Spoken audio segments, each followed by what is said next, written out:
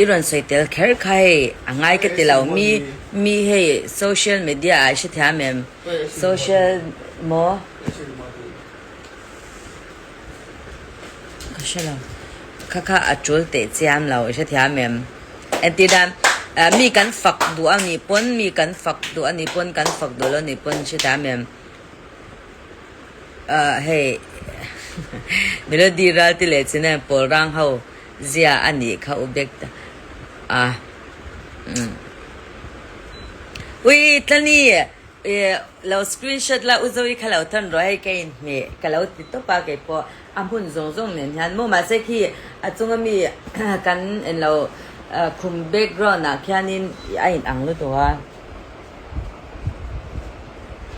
ai he chang zong a in ngai kha ka ren ai ka ti zo ka chu he atun kha se hun lo ai tungi ka Mr. Stony X Mizotina Atan chu sham I o chu pa cher ve kanu lawa ke chu ka o hi anu ve vak lo mo len lai nom lai pe ka chuan mama mi lo te chin mama ipu mo inu me mi pa o me mang chi khan mi lo te chin kanu lo ka in ti nu lo bo a kanu lem lo bo ka chu lom hei mi hian an sha thiam lo chin nu deuh tura te min ngai ka nu lo ra thla ke chu ka pa to phe ko te hi apa ni mo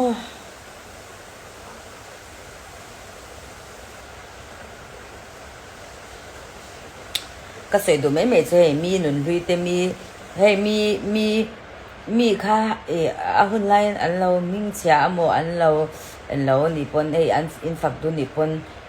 until an hun kal to ang kha sei tel kher khai ke chu chur ka tilo ka tingai lo to pa entina ka fak du te po chu ka fak awi fel to ka ma se ka hun lai ka chan a ti ti kher kha ngai lo nga ta mem ka zai lai hian anu le de ko hi anu ti ang he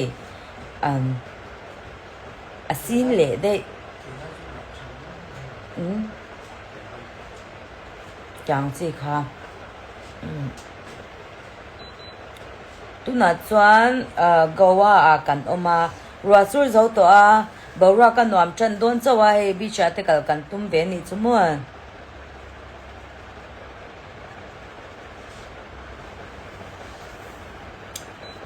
lo om the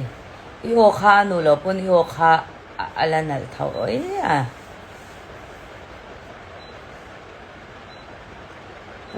từ lòng